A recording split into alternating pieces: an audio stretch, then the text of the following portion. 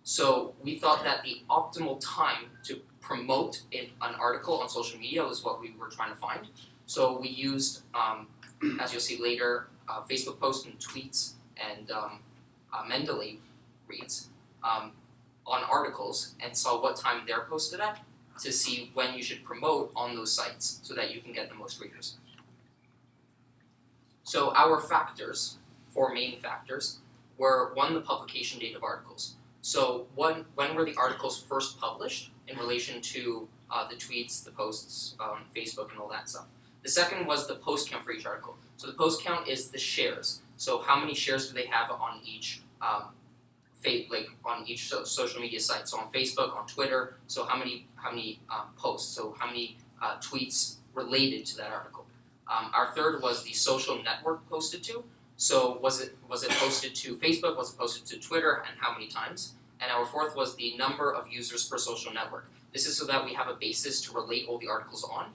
Because if one social network, for example Facebook, has more users than Twitter, right, then it wouldn't be fair to compare the 2 articles if they were posted.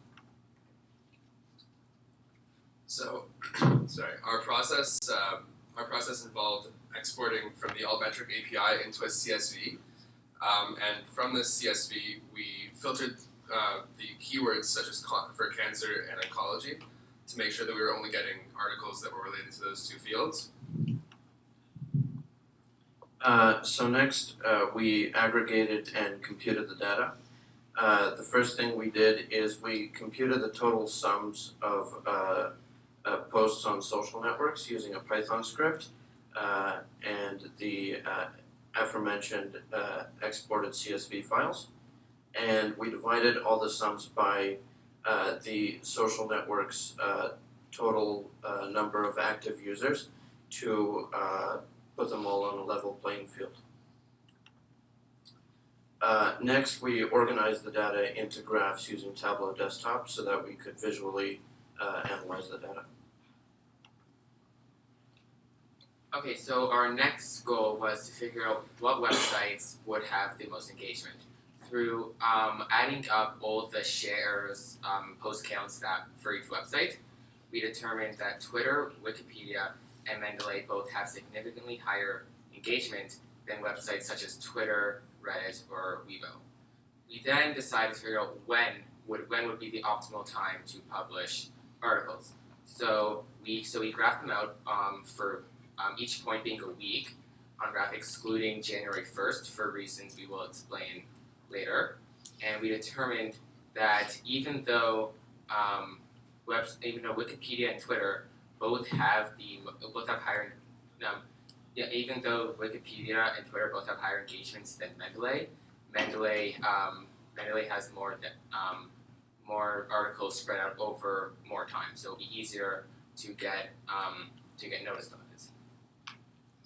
We then try to determine why there were a lot of gaps and spikes on the articles on the second graph on the page.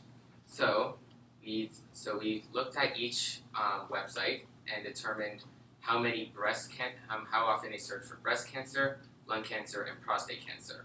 We determined that websites like Twitter, Reddit, and Mendeley have very gradual and sort of even graphs, and Facebook and Weibo both have giant increases in data, such as for Facebook, there's a huge spike right where October begins, we assume for Cancer Awareness Week. Okay, so since we found that, so in order to determine why there are so many spikes and jumps in the data, we decided to graph it instead of each week over time. We did each day of the month and compared all the days together. So as you can see in the second graph, the first day of each month has a 6 times higher increase in engagement compared to on average to every other day of the month. So, and we determined that this is because articles that have most magazines and publishers have monthly publications. So that is why the first of each month will have a higher, because most articles will be published on the first. So next we looked at some inconsistencies that occurred with the data. The first thing was date inconsistencies. So from the exports, we got some dates somehow from the future. So we filtered those out. And we also saw significant increases in articles being published on the first of the month. And we figured that this may be due to a default that Altmetric may set for articles that do not have a publication day or month. Next, some articles may have not been related to cancer. As a broad search term, cancer was used. Things like the zodiac sign cancer may have also been included in our data. We kind of overlooked this in our initial analysis, so those weren't really filtered out. And if we were to do this again, we'd do that better. And as well, we didn't use individual tweet dates, and we also only thought of this after the fact. We didn't use individual tweet dates in our analysis, meaning that we compared the publication date to the total number of tweets for a given article, so that kind of assumed that, or post, that kind of assumed that the post was made, that all the posts were made on the same day as the publication date. So, for instance, an article published in 1950 and an article published in 2016 wouldn't really be comparable going just by total post count.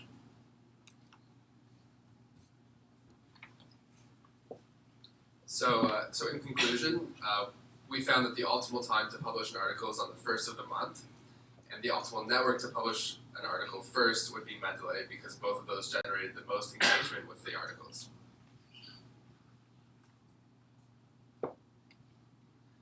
So we some next steps after our research would be to encourage publishers to use our conclusion to generate more engagement for their articles. This would result in more engagement in cancer research, and this would eventually, hopefully, lead to a cure for cancer. We'd like to acknowledge a couple of people for helping us create our project. Mark Rotman, our teacher, Victor Chan, an intern from Waterloo at our school, as well as Ross Graham, our mentor. We'd like to thank the Big Data organization for the opportunity to do this. Thank you.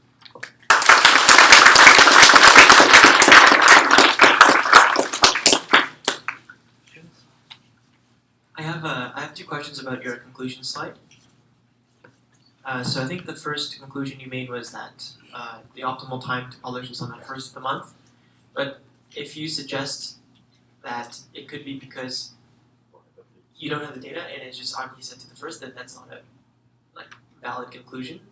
So I think that puts that first conclusion into question.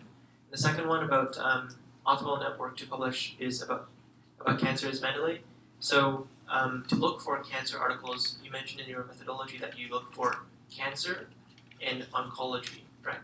Did you look for words like cancerous or variations of the words? And did you also try looking at neoplasm or malignant neoplasms, which are different ways to describe cancer?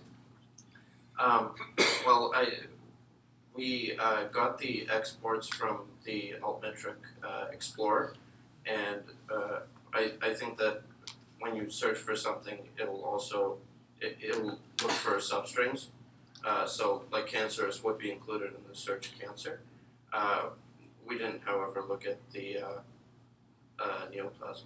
But as for neoplasms, I believe that articles that would include a word like neoplasms should also, well, I would assume that they would also include something around oncology or cancer, because you wouldn't just use the word neoplasms in your entire article or something like that. We also added a lot of other types of cancer, like we also searched specifically for like prostate cancer and breast cancer and lung cancer. So I think when we add that in, it sort of narrows it down a bit. So you get what we're talking.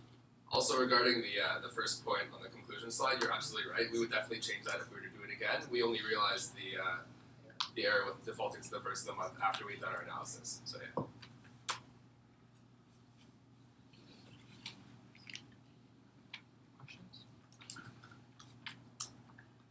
All right.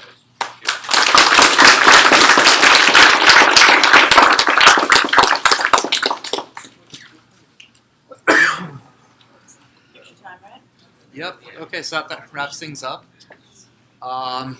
So before the picture, a round of applause for our judges.